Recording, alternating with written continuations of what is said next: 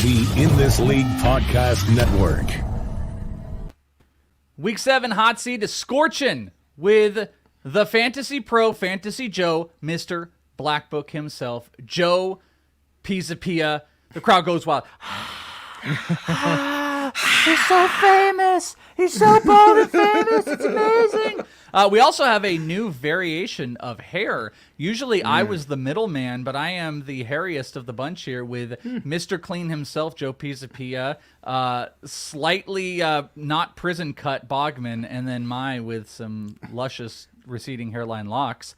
Joey, it is so good to see you. It's so good to talk to you now that you're super famous. What's up, buddy? What do you mean? I wasn't famous before? You're the so whole time famous. you told me, oh, you're so important. You're so famous, baby. It's But so now, good. But now it's real. I see. Well, I gotta tell you, I've been loving Prison Break Bogman. It's one of my favorite new looks that he's got going on there. And you should see his shank ability. He's really good at making a shank now. Well, I heard he's coming up for potential probation soon, so that's really good. And the gray sparse background behind him does not help the fact that he's not. Actually, Boggs, it does look like you still have not done your just setup. The biggest prima donnas that I've ever done shows with, both of you.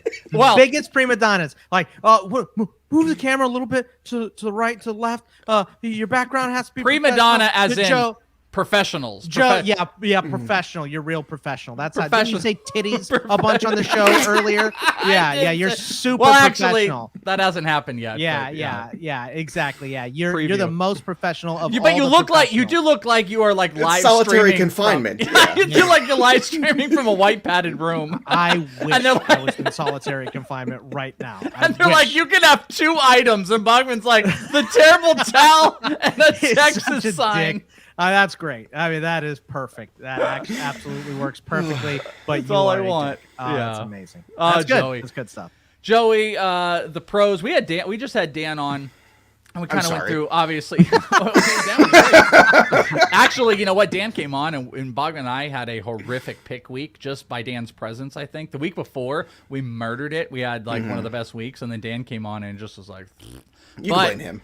You are you're deep in the throes of everything. And we've talked about all the stuff. New Black Book baseball book is coming up soon, and you are throes of the football pod like nobody else's business. And obviously, you've had a lot. There's been so much turmoil. We talked to Dan about it last week with everything that's gone on with tags, and that's been a tough transition. But you've done a fantastic job in dealing with the transition of everything, by the way, of every element, whether there was good things or bad things going on. So hat tip to you on everything that you've been doing over at Fantasy Pros. You've been getting the proper accolades that you deserve. Well, thank you. And we joke because we love each other, and this is what we go back a ways, all of us, and it's been a it's been a very trying few months, to lose 2 friends and 2 co-hosts in 2 weeks. That was we didn't even mention Nate. I mean, we mentioned on the podcast losing Nate Bush as well. I mean, just stunning. Property. I mean, it's just absolutely it's very surreal. And at the same time, it's like, well, how do you then go back to content? How do you, it doesn't mean anything, but it does. It means something to the audience, and you want to go back and do it because you love what you're doing. And it's been a lot to do, but I have to say overall, it's been very eye opening to get all the messages from people and all the tweets, all the DMs and the messages and all this stuff. It's shocking and it's unbelievable. And so many of them, people you've never talked to before, but they feel this need to like reach out and just say, I'm sorry, I hope you're doing okay. Thank you for continuing to do what you're doing in the midst of all this. And that's really helped. And it sounds like a small thing, but it's not. It's actually a huge thing. And it makes you realize you're part of this wacky community in some way that you never realized how ingrained you really are until something like that happens. And it's been rough, and it's been a tricky season on top of it, which all these injuries and all these things going on. But it's like at the end of the day, like all of us, like the 3 of us, this is family here. So it's nice to know like that Olive we're all Garden. still here. Yeah, like Olive like Garden. Olive It's very Garden, similar. yeah. It's actually unlimited breadsticks. I'd and say the relationship though is the relationship is coming a little bit more like when like there's a group of friends and the one friend like gets drafted and the other guys are around and one becomes like the driver and then the other guy answers the phone calls. Like that's like what the relationship is turning into. Like So which one are you? Bogman drives. He's good at driving. He's much better at driving than me. He doesn't break his side roof mirrors, and I answer the calls. Like, I'm your media guy, and then we walk around and we're like, oh, we're part of the crew because you made it. Because you are now with Fantasy Pros. This is very exciting. I always wanted an entourage. We're kind of your entourage, yeah. Exactly. Yeah, this is it. I can't wait for the reality TV show on that one. Bogman's like Turtle. Yeah. Could we just give us? Could you imagine giving us a lot of money and a reality show opportunity? That would be money in the bank. We just found out It'd be the most boring reality show that is. No, actually, it would be probably one of the best because the characters that we are. But we just found out this. This was wild. You probably don't, Joe. Like, I think this guy might have already been gone, but there was this guy who we did multiple shows with. We had a relationship with him. He was a psychopath, absolute psychopath, and not well liked in the industry. But we liked him because he was crazy, and his name was Tehol Bedict. And I remember him. You remember Tehol? Yeah. So that was his, we always called him T-Hole, and he would come on and he'd be like, "What happened to that guy?" Oh, I'm about to tell you what happened to him. Is he next door to Bogman in the next cell? No, check this out. No. Well, I mean, maybe soon. And a funny fact is Tehol. You can hear him on this podcast. He's in we have like 5 opens we churn out. He's in one of the opens of the person that goes, spit it out. That's Tehol. We found out, and apparently he was still doing some stuff for Razzball, and he's always been around, and he was doing stuff for Razzball back 7 years ago. We found out that Tehol is on The Bachelorette. He's a contestant on The Bachelorette. Oh, no. And his name is LT. He came down the stairs without pants on. That's what Oh, stop. I swear to God. Now I'm Tehol, Googling this. Who was on this podcast multiple times, absolute crazy person, absolute nut LT person. Murray, this is his name? Yeah. And they list him as a yoga instructor, and he came down on The Bachelorette without pants on, and we're like, I was like, he found his tribe. He found it. Yeah, Mason just hit us up. He was like, do you guys remember Tehol?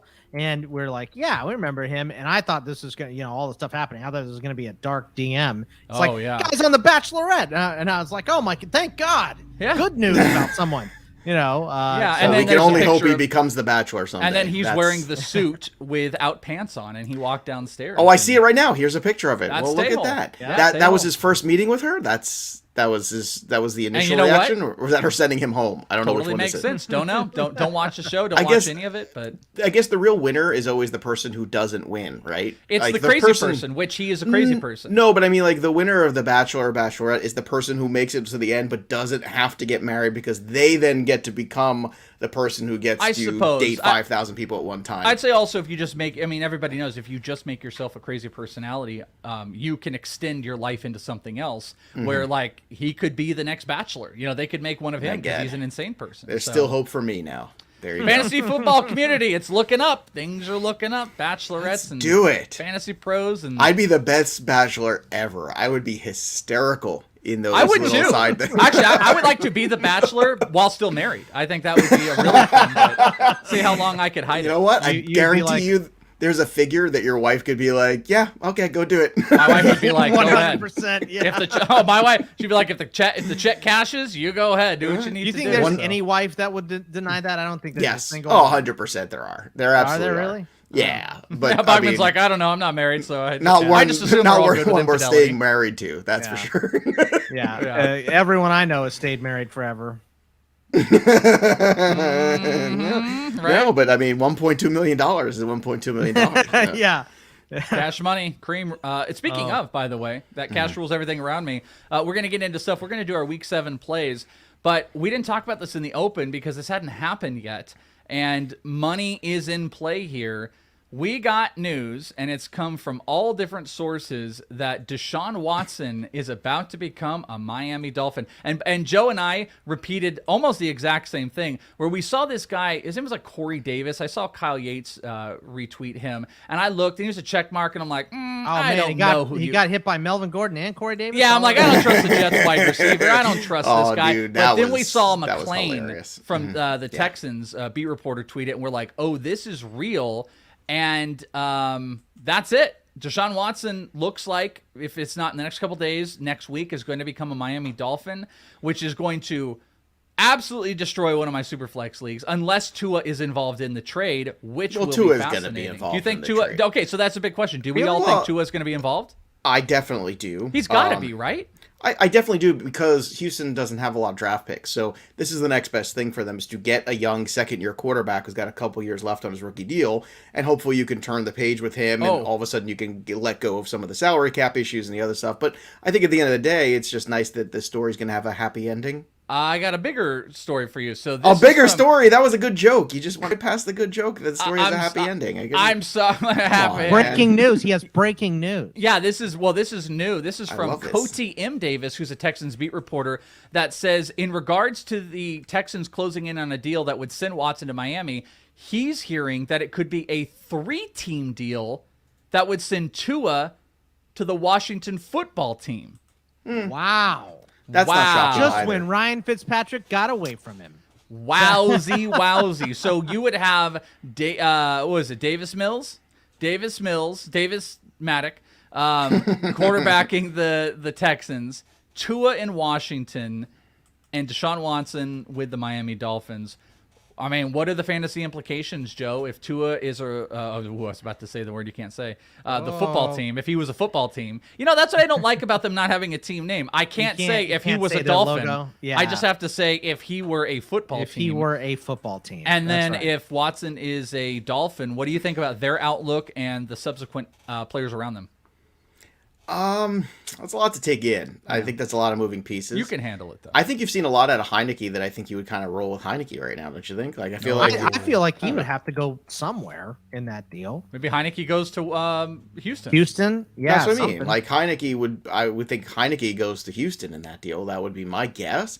But look, maybe Davis Mills is their guy. Maybe I don't know. Look, the Houston Texans have so many problems. Deshaun Watson's just one of them, and they can't begin to fix all of their other problems. And maybe Boggs, you can even speak more to this. But to me, from the cap issues, the lack of draft picks, the lack of roster depth on the Texans, until you move Deshaun Watson out, you can't begin to address all of those other problems and become a decent football team again. So you have to. And Miami's been hot on this. And, I do the show at Mish every Sunday. And Mish was telling me even preseason, he's like, look, there's a lot of truth to that whole Watson thing. They went very far with that conversation, apparently, is what he said.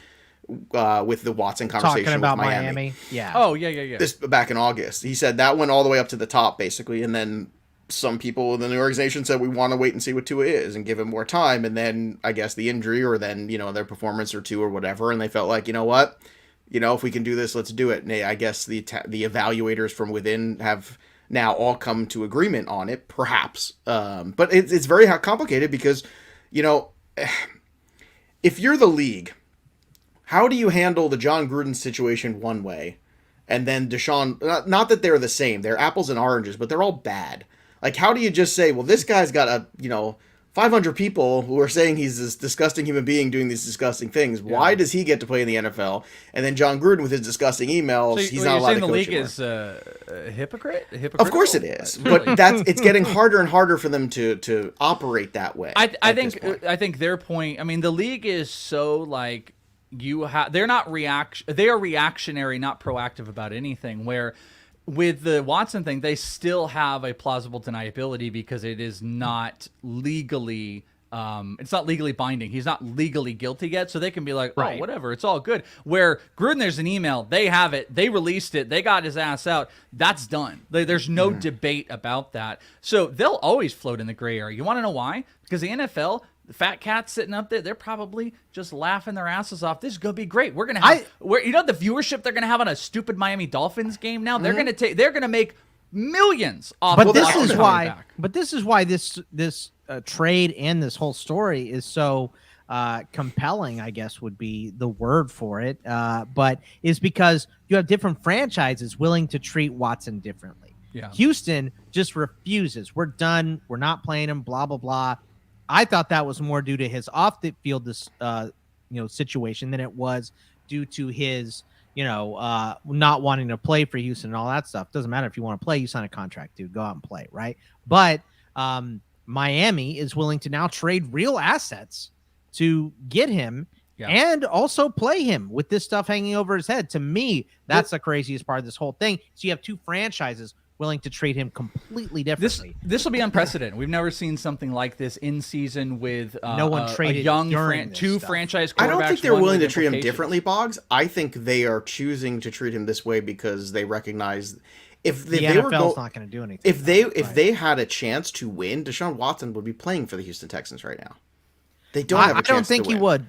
The best path for the Houston Texans is to be bad and to get rid of Deshaun Watson, to rebuild this organization and start over from the fan base, from the PR standpoint, from the fiscal responsibility of it, all of it. Right now, if this was a team that was on the precipice of the playoffs and was a 5-1 team or whatever, going, he would be playing.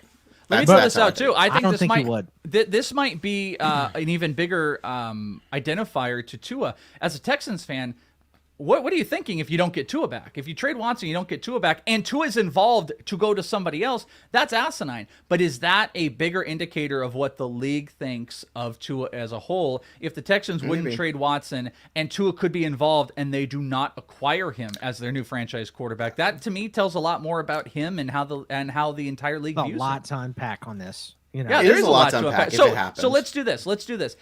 Because nothing is I have finalized. a response to the Tua thing. I do. Let's hear the Tua thing real quick. Well, the Tua thing from my point of view is, if you're the Texans, it doesn't matter. If you get Tua, okay, then you could say, this is the guy that we believe in. We think we could turn things around. This is our clever way of not having draft picks to rebuild the organization, blah, blah, blah, blah, blah, franchise quarterback. Or you're just saying, no, we're getting draft picks, we're restocking the organization, and we're just going to start from scratch and select our guys. And they that might is like acceptable Davis too. Mills. They might like Davis Mills. But see, I know what you're saying. I just think it still says something about Tua. If Tua was a game-changing quarterback, then under no circumstance you would have to get him back. You would it's take kind of him. what you would think. Right. But what this tells me is, are they valuing Davis Mills over him? Are they valuing next year's crop over him? If you have a chance to get him back, have your draft picks, and build around this franchise quarterback, you do that. It says a lot to me about maybe the evaluation of Tua. So let's do this, because there's so much we can't unpack here. It could simply just be pure rumor if he does go to Washington. I think this is past rumor now that it's no. there I'm saying the much. three-teamer. The Watson's going to Miami. I think that's done. That's guaranteed with the reports. The idea that this is a three-teamer, it's a little bit bigger. So let's do this real quick. There's no change in Houston. The same players are the same players because nothing is happening. Maybe a new player comes over to Houston and adds to that conversation, but nobody changes. Miami does, though. So what and whom actually change in value if Watson is the quarterback? Yeah. You've got Waddle, you've got Parker, you've got Gesicki, you've got a theoretical running game. Jill, let's start with you. Who are the most impacted players from a positive standpoint? Fuller.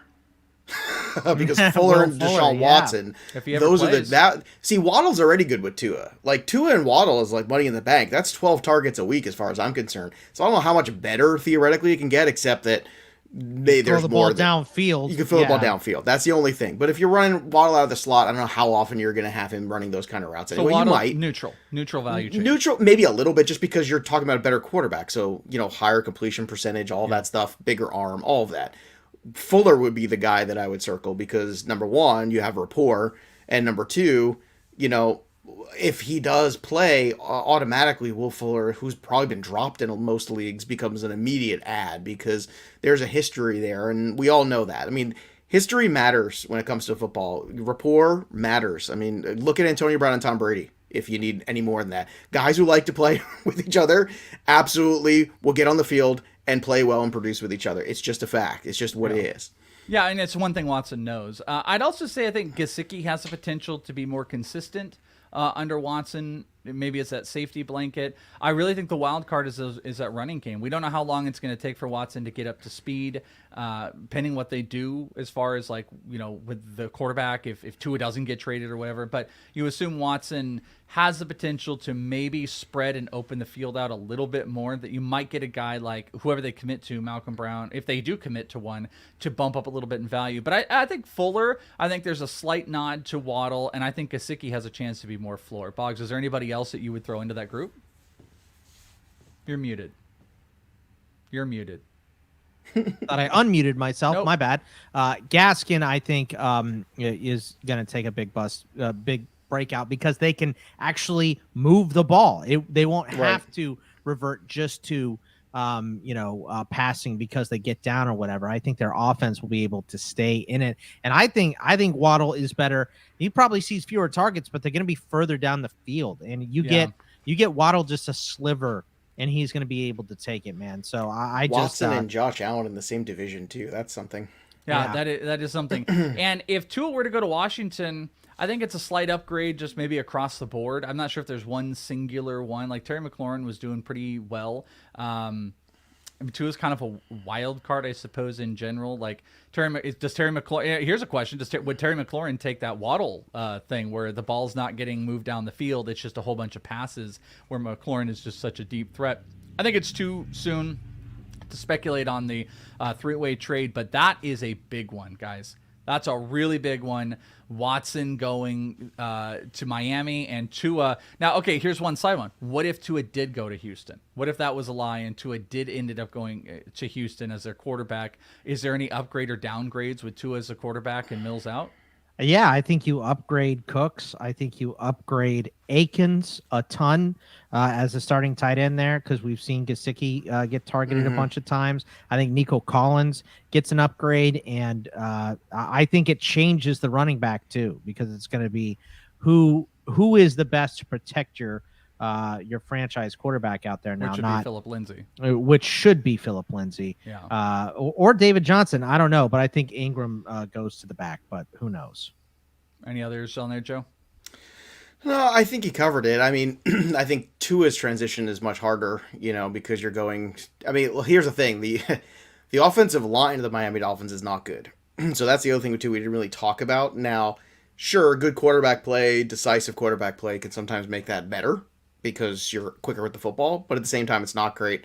As far as the weapons, I mean, they're not great weapons to begin with. Like, Tua's value takes a hit going to Houston. There's no way around it. I mean, it just does. Like, there's no one, to me, like Jalen Waddle, even quality there. And also, I mean, I still hold out hope that I think Tua can be a pretty good quarterback in the NFL, but this is a pretty big indictment, because this is a team that drafted him just a year ago, basically, like 2 years into the league, and he's had injuries. I get it, but man, that's really they would rather quick to take let go. on a guy with a mountain of legal issues behind him than stick with the guy that they drafted. That's my takeaway. It's a huge takeaway on this. The only thing we didn't mention is Watson. Does Watson immediately jump in from the day he starts as a QB1? He has to. Like, I mean, this might be the only season that he's able to play, so he better get in there. If you're willing to move Justin Fields as a QB1 when he can't exactly, or Trey Lance, when these guys can't exactly push the ball downfield because of running ability, I don't see why you wouldn't throw Deshaun Watson in there when there are weapons, and worst case he's running around. I think he instantly moves in as a QB1. Joe, any disagreement? No, I think he's right on that fringe of QB1, yeah. I mean, like, you definitely have the definitive 6-7 in guys there. I would still put Herbert. I mean, honestly, there's probably 10 guys that I think you feel more confident, if just off the top of my head, because you put Brady, you put Stafford, you put Rodgers still over Watson, because you just have unknown. New playbook, no personnel. It takes a little while. It's tough to come in, learn a whole new playbook and a whole new system, no matter how much you put in things that the guy likes to do and whatever it is, and learn the personnel and all of that. That gets a little trickier. It's a complicated one. We'll continue to watch it. There's not going to be no effect to this weekend, even if the trade goes down. Outside of Tua would probably not be playing. It would just that becomes the problem. Is if Tua doesn't play, then Jacoby Brissett plays. Yeah. So that's a big difference. It hurts Waddle's value a fair amount, and that. Brissett's not the worst thing in the world. I know he had some rough games, and he's had some starts already, so it's not like it's brand new or anything. No, it's just this is a monumental thing, and I'm not surprised it's happening now. I'm just surprised that Miami really decided. I'm surprised any team would trade for Watson with all that stuff. I mean, I feel like Bogman, you kept pushing against it all year. I was like, "Hey, he's going to get traded." You're like, "No, I can't believe any team would trade for him with these issues. They have to know more." It tells you, probably that it looks like it's going to civil and settle. Yep. Yeah. That's what it tells. 100%. It tells you whatever's going on legally. There's definitely irons in the fire where it's going to be settled out of court, civil loss. Everyone's going to get paid. Everyone's going to walk away, and he's going to go be a choir boy in South Florida. Good luck with that. Yeah. Well, you know what though, that town might be one of the few places that welcomes him with open arms. I said there was always 3 places for him. It was Miami.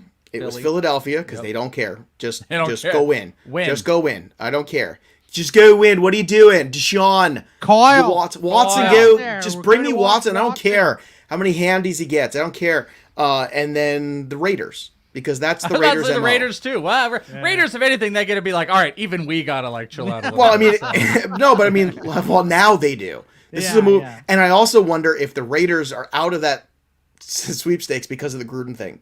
Like I wonder if they were. I wonder if that Gruden thing has now ramped up this discussion where all of a sudden 2 became 1 because the Raiders are absolutely the organization in Las Vegas. Nobody cares. Their fan base is pretty new. Gruden loved Carr though. Gruden loved Carr. Well, Gruden ain't there anymore either. Yeah, so. But also Gruden. I mean, Gruden left. He loved Carr, but he was trying to replace him every year, and he just couldn't do it.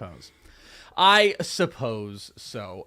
Joe, when we went, or before we went to break to bring you on right before the show, I put a tweet out, and I just want to get some reactions on this because we are closing in on the trade deadline. You're getting big trades coming here. It's actually like a week and a half, I think, is left. It's right after week 8. I think it's Monday. The 2nd, is that Monday? It's November 2nd. It's the 2nd, yeah. Which is the trade deadline, which is like right after week 8 is where this stuff is going to happen. That's a no Tuesday. shock that the it's 2nd's coming a up. Tuesday, I think.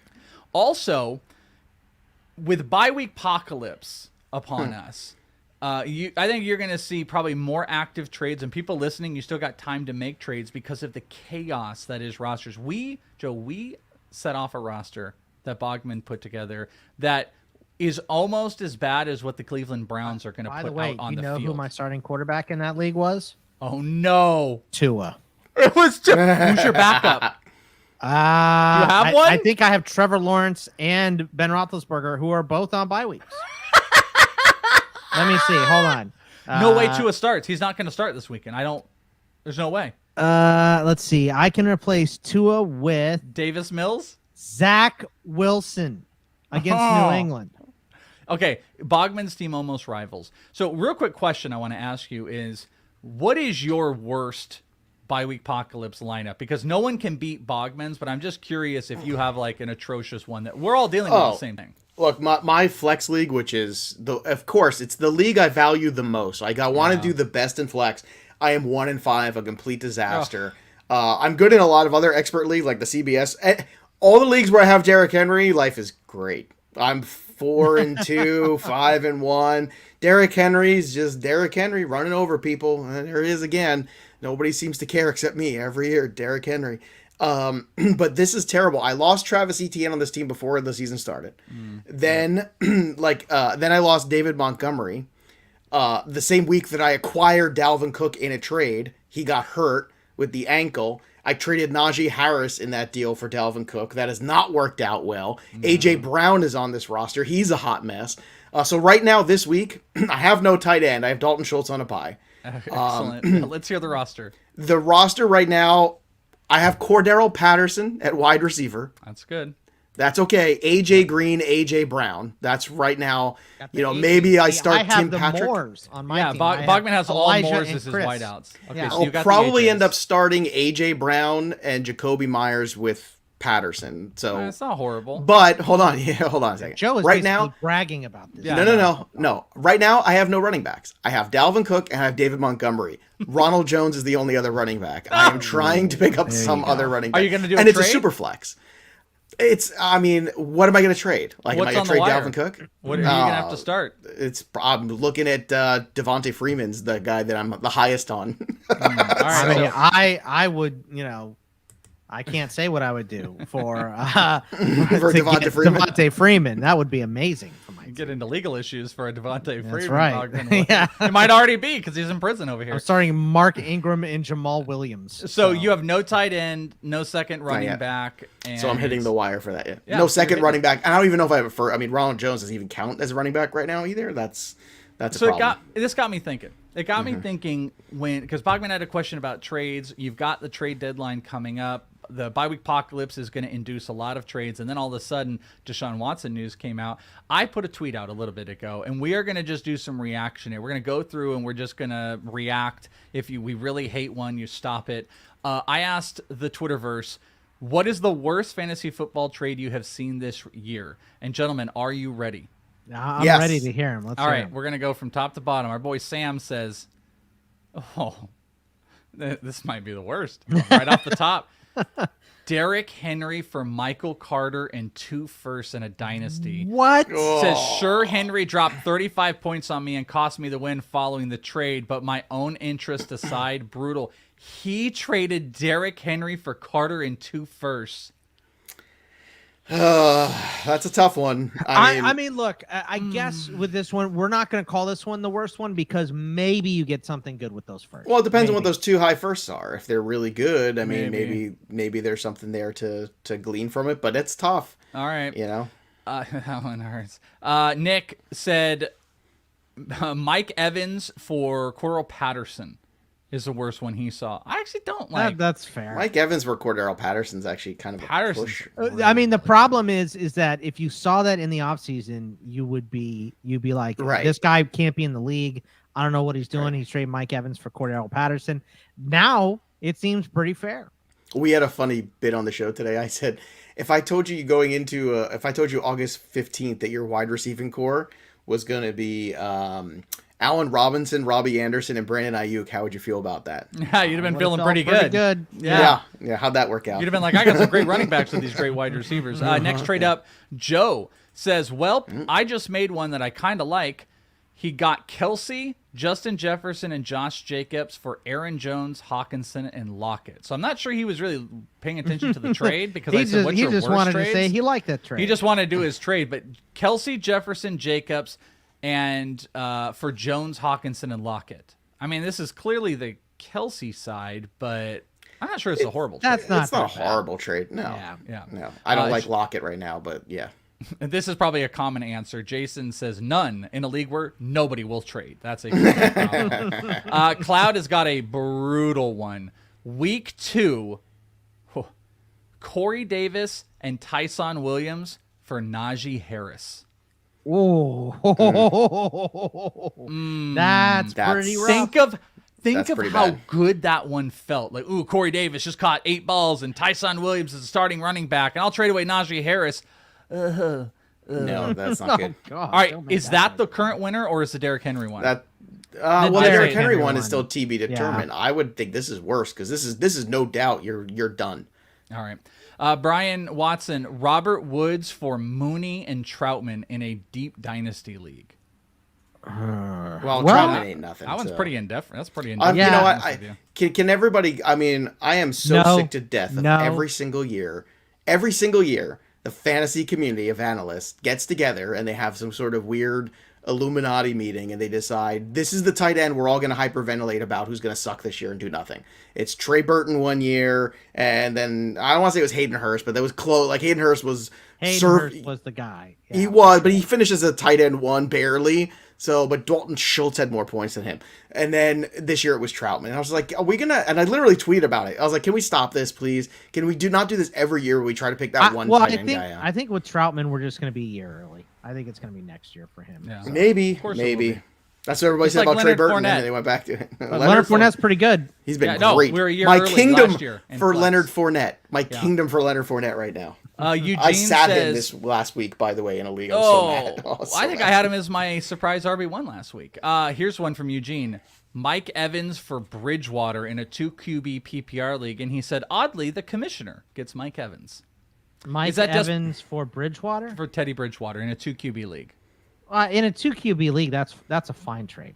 It's not great, but I get it if you're desperate for quarterback. All you want, but it's in a 2 QB league, they're just so hard to come by. So you have to trade a better player if you screwed up. Yes. If you screw, if he got Zach Wilson, for getting yourself in that position. If you would have got Sam Darnold, that would have been better. Bridgewater's just hot garbage. Well, I mean, if the person drafted Jimmy Garoppolo and Zach Wilson and whatever, and they thought that was going to be their quarterbacks, then then you got to give up. But he's been leading the league in like downfield passes. He hasn't been terrible. He's okay. Yeah. That's how we score, right? Touchdown yards and downfield passes. Well, you do score by passing the ball further down the field. Do they score? Does Denver score a lot in the air? How great is Ben Roethlisberger throwing the ball 2 yards down the field every time? Also not good. He's bad. Pretty not good, right? Yeah, also bad. Yeah. So Teddy Bridgewater's been much better than him. Okay, I mean, I'm agreeing with that. I'm just, I'm Teddy Bridgewater. I mean, in our war league and in our football, it's a bad trade. So that's fine. In our downfield attempt league, it's going to be really good. Yep. BW says he traded Gronk for Daryl Henderson.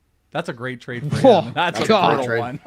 Good Lord. Early, that you know one's what? worse than the Teddy Bridgewater one. Well, because you remember Yeah. after week 2, Henderson was dealing with an injury, and Gronk had back-to-back ridiculous weeks to open the Crazy. season. So We look that's like we're called getting dealing old at school peak Gronks. value. Yeah. That's what that's all about. Let's do a couple more here. Actually, I think we're going to see a trend of a lot of Daryl Henderson here.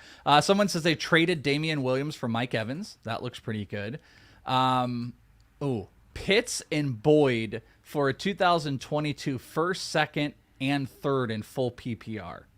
Dynasty. The dynasty I ones are still so want hard to Pitts. gauge. I still want Pitts, agreed, but I mean that's a lot. That's a lot of picks depending on the depth of the league and everything. Yeah. Traded Daryl Henderson for Kittle when Henderson was injured. That's actually, I bet that was the opposite direction where people are like, what the hell? You're trading Kittle? Like it moved in a different direction. Yeah, I mean, the Henderson side wins by a mile now. Oh, this might be my favorite one. Dustin, I traded Aaron Rodgers for Jalen Reagor after week 1. There you go. Stop it. There it is. That's the one. The word. That's the one. God. Matt says someone in my league traded CMC, Deontay, and Wallner for Najee, Jefferson, and Pitts. Oh, That man. would have felt like such a good trade, and then it's unbelievable. Let me see a couple more. I traded Thielen and Gesicki for Cooper Kupp and Noah Fant. So Okay. that's pretty actually even, to be honest with you. I mean, Cooper Kupp is the best. In the I mean, league, last but- week it paid off big time Yeah. if you had Cup and Fan. So and this was one of my favorite. I tweeted under it. Cal says someone traded Calvin Ridley for Corey Davis, and I put the What? I did the oof size load gif under it because that one was brutal. So what are we giving the worst? There's a couple others on here. What is the worst one? the Rager one. What was the Rager Oh, one? the Rager for Aaron Rodgers. Yeah, that's after the week worst 1.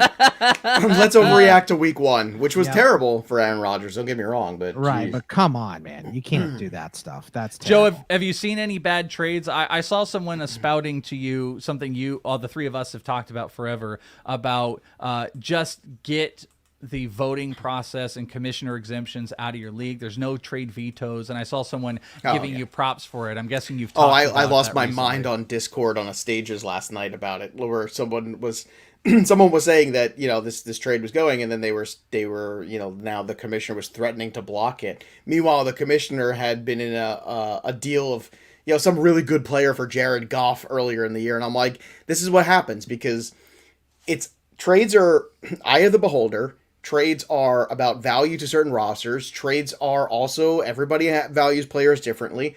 Trades are also very much about when you have vetoes out there, that means that all of a sudden now, if anybody's getting an edge, everybody can stop it. They're gonna, right. yeah. It opens Pandora's box. I don't want this guy to get an edge. Oh, that's going to really help this team, in my opinion. It's all opinion-based. It's not fact-based, because you could turn around, deal CMC, and the next day he gets hurt, and it doesn't matter. All of a sudden that trade goes... It's the worst thing to do. It ruins leagues. It ruins everything. And on top of which, what I don't understand is, then, if you are worried about people making nonsense trades and making side deals, don't play fantasy football with them anymore. It's very simple. Yeah. You can find some other people to play fantasy football with. That's the thing I don't get at all. And if you are really worried, you need to associate with better people. Like, you need to have a little bit more integrity. You need to find better people to play fantasy football with. It'll be a better experience. It'll be a better challenge. But if you're worried about like somebody trading Jared Goff for Devontae Adams, well then you know what? Yeah, you're playing in the wrong league anyway. Figure it out. I just leave it up to. I just say, look, the commissioner has the right to veto a trade, and you have a commissioner you trust. That's what it is. And I And the think only since I've been right doing is that, around I collusion. think I've done like one rejection of a trade because it just looked too weird. Well, this is interesting. On NFL.com, Tua is not listed on their depth chart right now. Ooh. Well, maybe we're gonna get some news. I'm sure it'll get be as some soon as we vetoes? turn the mics off. I'm sure So- it's in. Is it vetoes? Yeah. No, that'd be great, wouldn't it? Yeah, actually, I see Adam Hill just tweeted that that no longer appears on the depth chart on the official Dolphins on the website. So more fun news, and trades always fun. And thank you guys for sending in some of those trades. Joe, have you seen any horrible ones in any leagues? You know what my favorite are is bad industry trades. There's nothing better than that. You know what? I gotta tell you, like the leagues I play in, I don't get a lot of nonsense trades. Like there's one. Just one. And in that one, and someone wanted Derrick Henry, and I was like, they're like, do you have any interest in this trade? I'm like, no, I have no interest in this trade because it doesn't help want me. to give you? You know, I don't remember, not enough. Basically, it was not enough, and this was like 2 or 3 weeks ago. And I was like, look, man, it's like, you know, this is what I do for a living. You also are at least a part-time person doing this, at the very least, for a while now, who has known me for a while. Why would you send me this? Because you know I'm not going to do it. So if somebody says, hey, I sent you a trade, and I go look at it. Can you put in the chat? I just reject it. I don't know if I can find it. I could No, go. do we know who the person is? You probably do know who they are. Oh, put it in private chat. I want to know. I will. But hold on. I'm looking to see if I can find it. Do they keep old trades? It was on a Fantrax league, so. No, I don't think you can just out the ones, person to us. That'll be plenty of fun. But I will. But at any point, like, I guess, you know, here's the point I'm making is, if you have to, write a dissertation, it's not a good trade. If the trade doesn't speak for itself when you send it with at least like a line or two to just, express a point of view or open a conversation or a dialogue, then don't send it. Stop trying to win the trade. Everybody's so hyperventilated about trying to win the trade instead of trying to help yourself and help somebody else, because guess what? When Bipocalypse happens, you might have a friend in that league where you can say, I've got a good rapport, I trust this person, let's make a deal. And it's just, and sometimes things happen where all of a sudden it's like I said, you can make a trade for Dalvin Cook. It sounds really good in theory, and you feel like things are going well, and the next thing you know, it doesn't. So, that's the difference. That's what happens. Well put in a very long and fun discussion about trades here. Oh, that you want to know a fun fact? That person is banned from our podcast. Actually, I know exactly who that person is, and they are muted from me because they're annoying, and they're not allowed on any podcast. Well, they're also not allowed to get Derrick Henry for me in a trade for nonsense. I like it. Let's talk about some plays. Week 7 plays. We did a big old focus on all of the business here, all of the business on trades, and now we're going to focus on our plays. Joe, you've done this before, but as a little refresher, we go through quarterback down to wide receiver. The easiest is the quarterback one because we just say your top quarterback for the week, and then we'll go to some sleepers, some guys that jump up. We usually like to use as an aggregate the Fantasy Pros rank, so you'll be very familiar with that. And Bogman, as always, we will let you start, and then we will snake it all around. So Bogman, your top quarterback for week 1. I'm glad you're starting with me because I have to already change my second answer, if you see on the sheet there. But for me, QB1 for me is going to be Matt Stafford versus Detroit. I love the fact that it's in LA. I love the fact that Detroit has terrible corners, and he probably wants to make a statement against his old team. So we should see tons of Matt Stafford dishing on his old team. So I think this is a statement game for him, and he wants to put up like 4, maybe 500 yards and a bunch of touchdowns. So give me Matt Stafford. That's a bold play, but I like it under the scenarios. I'm actually moving down the list a little bit too, because this is the easiest one, Joe, because this is like, you can just pick the top guy for the top quarterback. But some weeks like these, there are some other fun answers, and mine is not in what Fantasy Pros has in their first like 3 or 4 guys. I'm going with Aaron Rodgers, as a matter of fact, who was involved in the worst trade. The most fantasy points given up to a quarterback this year, the Washington football team. And did you know it's about a 4-point difference between Washington and the next freaking team? Also, Washington has given up 16 passing touchdowns, which is the most by any defense. Aaron Rodgers against the Washington football team, who's all nice and banged up, out for blood. He doesn't just own the Bears. He owns the Washington football team. Joe, your top quarterback for the week. It could be one of the same guys, or it can be those were definitely in the top 3 for me. I love Rodgers this week, especially in DFS, because I think no one's paying attention to that fact. Yep. It's a really good matchup for him against Washington, especially at home. I love that matchup. And with all the buys, for me, it's going to be Kyler Murray at home against Houston. I mean, I think this is going to be a bloodbath against Houston, like absolutely just disgusting, horrible. Kyler Murray is going to pad some stats, I think, this week. I could see a 4-touchdown day from him. From any way you want to slice it. Throwing the football, rushing the football, Kyler Murray would be my one. But Stafford, I think it's going to be fun. But you know what? I mean, I said this on the podcast today. I'm going to reiterate it here. Enough with the whole Stafford revenge game. This is the Jared Goff revenge game. Can you imagine if Jared Goff gets his first W in the NFL against Sean McVay as the QB of the Detroit Lions. Like his first W is against his old guy. How much I'm do you rooting for that. believe Joe? It's gonna hurt a lot of Survivor picks if that happens. Could you imagine how great that would be? Like, how hilarious would that be if that actually somehow happened? Joe has a Cheshire grin. This is all tongue in cheek.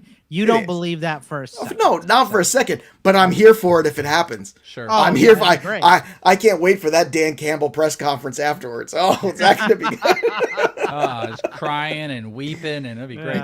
All right, we snake around. So, Joe, you get to start your sleeper quarterback for the week. So, a not typical QB1 who is going to slide up and be a QB1 this week. The worst part is Tua was that guy for me this week. That was mine. That was against Bogman Atlanta. now. Like that's where it was. I'll for me. admit, when I was doing the list, I saw Tua and I'm like, oh, that's it. And then I looked at the sheet and went, damn it, Bogman has Tua. So I had to move off of it.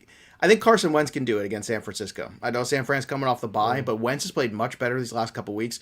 He's got 2 touchdowns, 3 straight games. He has finished as QB 19, then QB 10, and QB 14, so he's hovering right around there.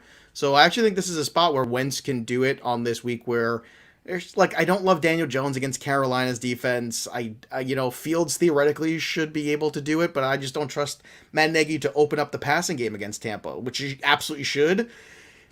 And Winston, even though Seattle's a good matchup, I get concerned. Like, is it just going to be like kind of a slog, like some of those New Orleans games turned into be? So I think Wentz is that guy that could really do it.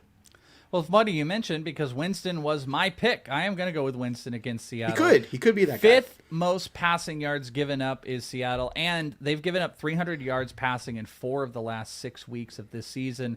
Also with Winston, it doesn't have to be a big yards marker for him because he can just get those touchdowns. And the pass defense is poorish in Seattle. He could throw for 200 yards and 4 scores. I'd also say it's kind of slim pickings. I had some difficult, some of these this week on multiple fronts. I had some really... It's apocalypse for this too. So. Yeah, it is. For like finding the not obvious, and I'm going to go with Winston, Boggs. Yeah, look, I'll just stick with Miami and say whoever the quarterback there is. If it's Brissett, if it is Tua, that's what I'm going to take because Atlanta's secondary is still bad, even coming off a bye week. Doesn't matter to me. We saw Tua throw for 300 last week, was against Jacksonville, but Atlanta's not that much better. So give me the Miami QB. We're going to go to surprise running back 1. So this is we're not doing the top dog like we did with quarterbacks. We just jump in a not typical RB1 that is an RB1 this week. And Boggs, you get to start. And you absolutely 100% took the guy I had written up. And I went, damn it. And I looked over because I agree with this full throttle. Damian Harris against the Jets. I just think that, we saw him get more and more carries. I know it's another team coming off the bye, so they should be a little bit better, the Jets, but I think this is still a Patriots walk. I think they're running a lot in the second half. So Harris, and I think Stevenson could be pretty good in this game too. But I'll go with Damian Harris as an RB1 this week. So this is always like a little dicey with this guy positionally, but he does qualify. And my surprise RB1 this week, I'm going to go with Cordell Patterson. I roll out with Patterson every week on all different fronts. Miami has given up the 5th most fantasy points to running backs, and Patterson has gone over 100 total yards in all 3 of the last games, and he's gone over 60 total yards in every single game this year. He's had at least 5 catches in 4 of the last 5 games. He has never had under 6 carries. Last game, he had 14. We're just done with Mike Davis. This is a fantastic matchup. Patterson is one of the big lead dogs. Now, you do, Russell Gage is back, and you're going to have Ridley back. So you are going to have those guys. But he is, like I said, every single game he's gone over 60 yards. I think this is another impactful game for him. Give me the score, and give me surprise RB1 Cordell Patterson. Way to go out on a limb, guys. I mean, you picked the number 10 and number 12 ranked guys. Did we? But we always do PPR, and I know Harris is lower in PPR. So. Well, this is half PPR that I'm looking at. Yeah, we're doing now. full PPR, which actually, now that I'm looking, Jesus, I see that Patterson is number 8. So I was like, I don't know, that might make it worse. But here is also the point, though. Here is the marker, though.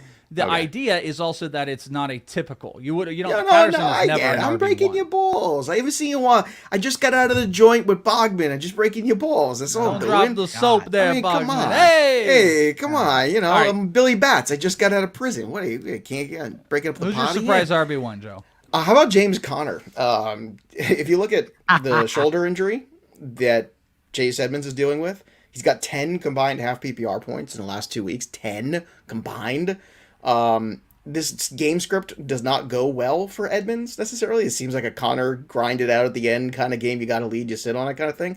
So I think Connor could get enough work to maybe sneak in the back door there. And I'm a little worried about Edmonds' health right now. I think McKissick's the other guy too, that he is very much potentially in that realm, especially because I don't like the trend that we're getting right now for Antonio Gibson where we're at right now. That is not a good trend, I think.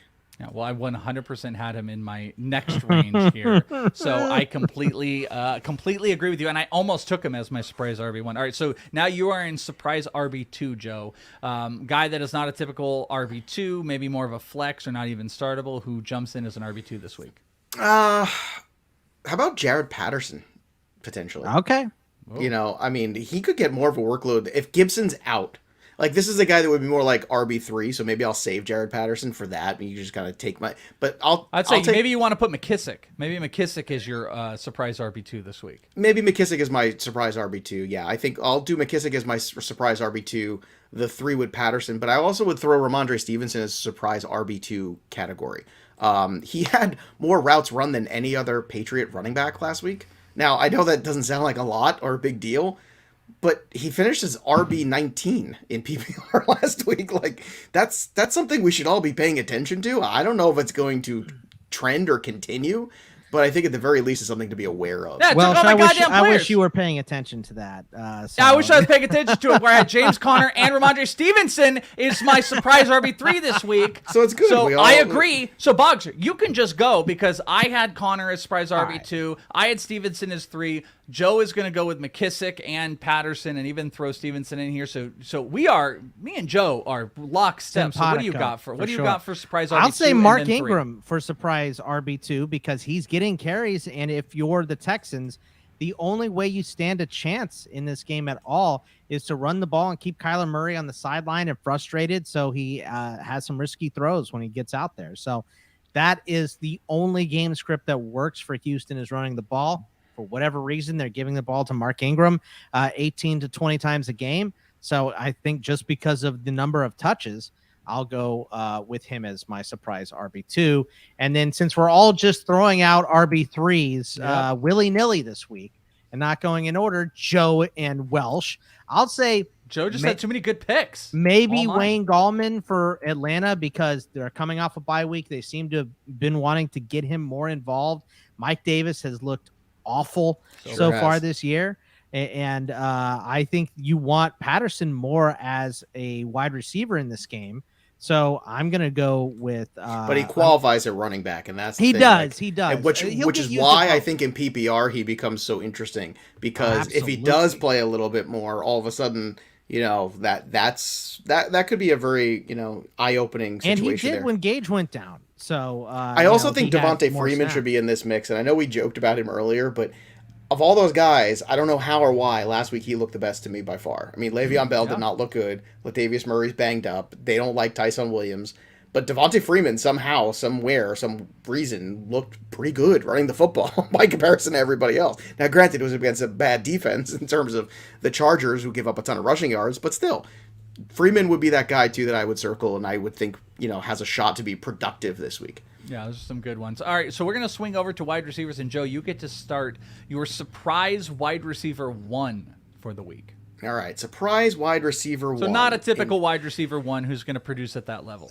Well, here's the problem. Like, Waddle would have been that first guy on my list this week, because I felt like with Tua this week against Atlanta, we get a ton. Does he lose that much going to Brissett? Brissett threw to him a ton, too. Enough that he's not, in terms of moving the football for scoring upside, yeah, I think he does. Tua comes back and he's like targeted 13 times. He was getting about 7 targets. It was a game, I believe, under Brissett. So I agree. The first Brissett game, he had 12, and Gesicki had down. 10. Yeah, it went down for sure. But I do want to make a note. Number 1. This wide receivers were tough this week, specifically this, where I think it's a lot of chalk that jump in. The wide receivers that are usually wide receiver 1s. Honestly, I had to go out on I don't think there's an answer. The guy outside of the top 12 but it's 14 is Robert Woods, because it could just be the Woods day. You know, that's what I would. And he hasn't really been a wide receiver 1 very much this year, so I guess it would be a surprise for those people who have rostered him.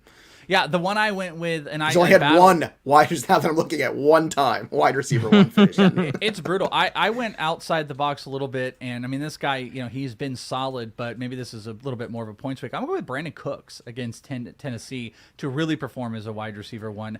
Tennessee has been in. They've given up the top 10 worst points, or given up top 10 worst points, and 25 fantasy points per game to wide receivers. This is what I wanted to share with you guys. So this is crazy. So they're inside the top 10 in giving up points. They've given up 25 points per game. I also went to shares. So check this out. Like 25 fantasy points per game as far as wide receivers, it's bad, but it's not the worst.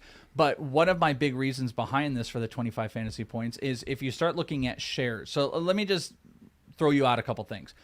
Pick a random team. Joe, you start. Seahawks. Okay, Seahawks.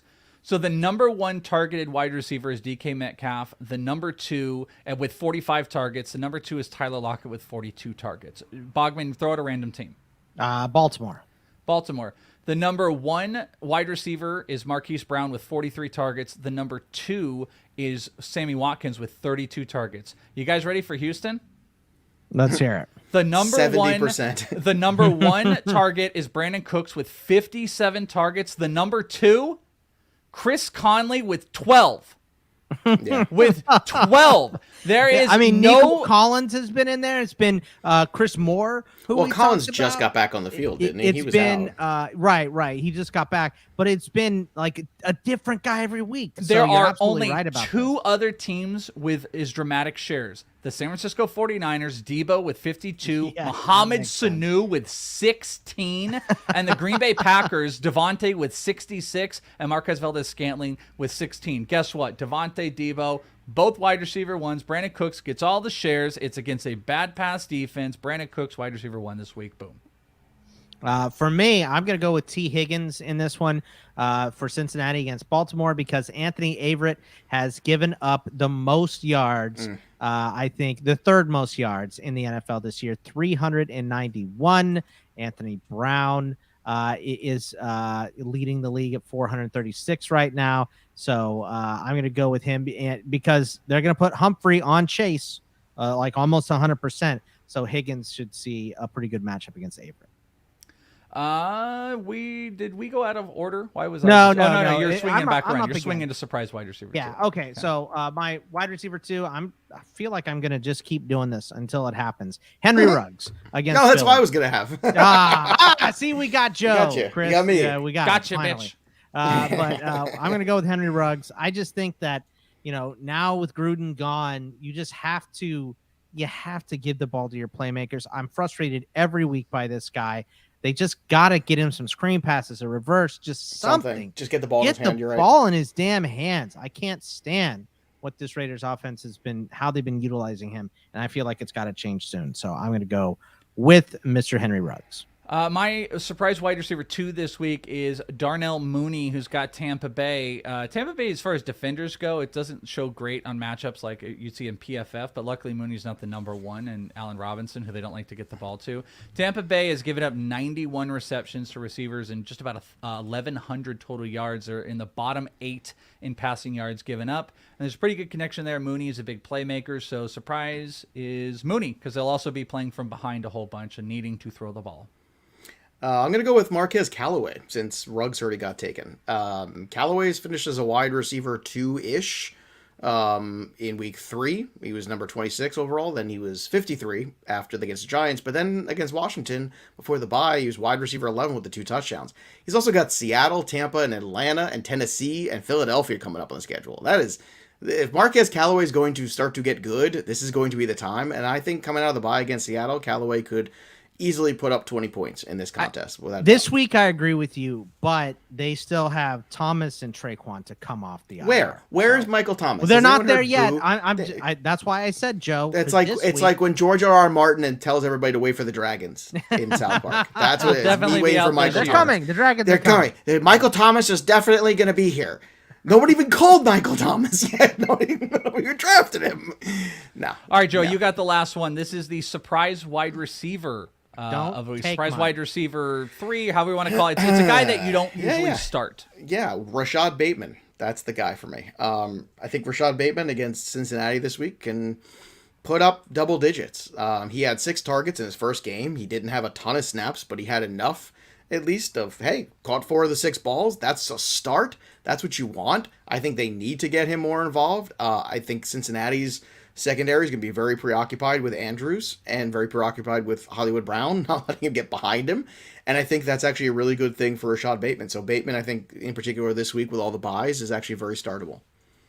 One thing, I was just fixing up mine. I don't know if I said it because I had this written incorrectly. When I said Brandon Cooks, if I accidentally said Tennessee, I wrote it that way. It's against Arizona. I just want to make a quick marker for that, that the 25 fantasy points given up to wide receivers was Arizona, because my surprise sleeper wide receiver for the week is Mecole Hardman, who still in Fantasy Pros does not show up high on the list because, and this is why I'm making that marker, Tennessee gives up the most fantasy points to wide receivers, 32.2 points, which is 4 more than the next team. All the wide receiver points. And their first round draft pick just got hurt for the year. And boom. Mecole is 39 on the week. Look at that. Not even a wide receiver 3 on the list in a 12-man lane. Mecole Hardman, sleeper wide receiver. I think he can get up as high as wide receiver 2 this week. Boggs, finish us off.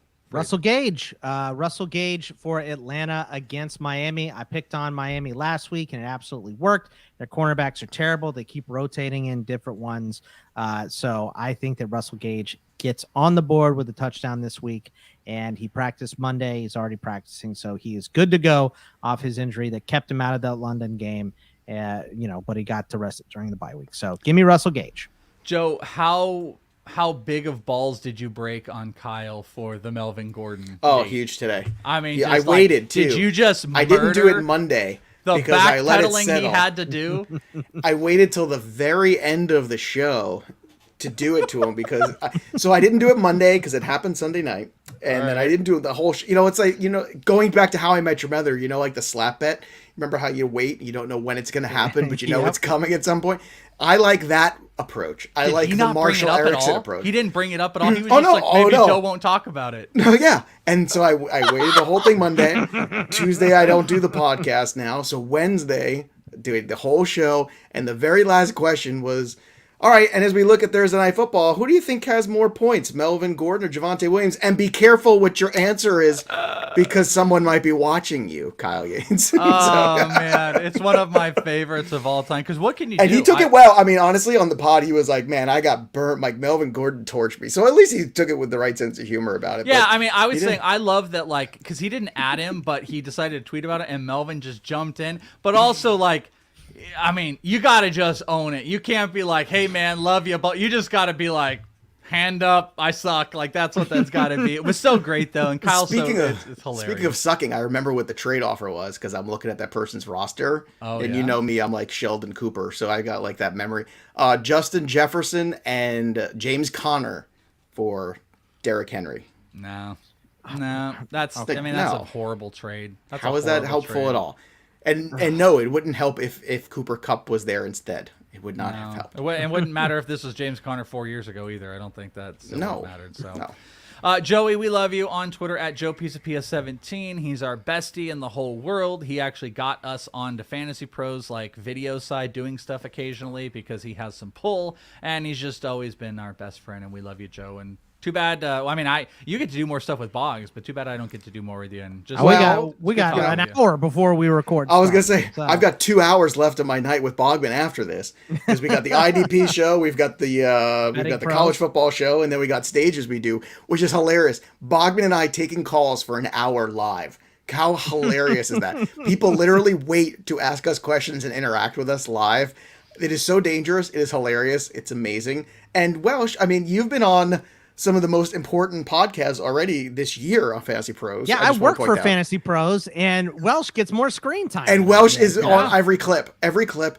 And I'm hoping when baseball season rolls around that that we see more of the Welsh. Who knows? See some more of the Welsh. I actually got an email from your guys' producer. I obviously didn't email in time for a guest this week. Yeah, John hit me up, and I just missed it. But he's like, we'll get you back on soon. I'm like, all right, buddy. Well, I might have. I know how that producer talk is, but we'll see that. Yeah, we'll be good. Yeah, no, it's good. I am on some of those big ones. But Joe, we love you, brother. Keep up the great work as you always do. You are you're the pinnacle of all of it, and we'll talk to you soon, my friend. I'm Love so you, happy Joey. to be back with you guys. I love you.